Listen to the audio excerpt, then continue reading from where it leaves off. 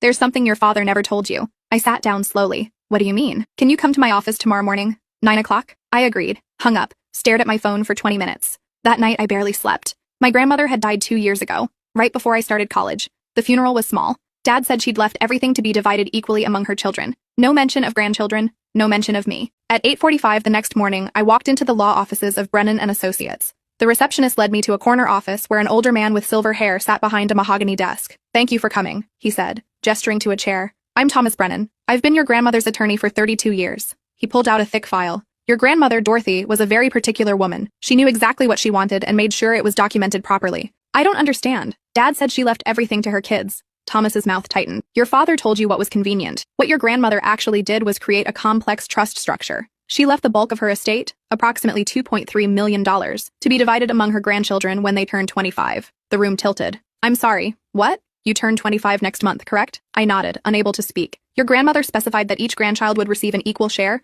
but only if they met certain conditions. College graduation, financial independence, no criminal record. She wanted to ensure the money went to grandchildren who'd proven they could manage it responsibly. He slid a document across the desk. Of her 7 grandchildren, only 3 have met all the conditions. You, your cousin Maxwell, and your cousin Ivy. I stared at the numbers. 766 Lexi 666 67 each. But Dad told me, your father was named executor of the estate. He had discretion over how information was shared. He chose not to tell any of the grandchildren about this provision. Why? Thomas leaned back in his chair. I can only speculate, but I will tell you that your father attempted to contest this will. Twice. He argued that the money should go to his generation first, to be distributed as they saw fit. Both times, the judge upheld your grandmother's original intent. My hands were shaking. Does my father know I'm here? Not yet, but he'll find out soon. The trust requires notification of all beneficiaries 30 days before distribution. Given yesterday's events, I thought you should know privately first. I thought about the $73,000 they owed me, about the years of struggle, about Dad's face when I quit. What about the others? The cousins who didn't meet the conditions? Your grandmother was very specific. No college degree,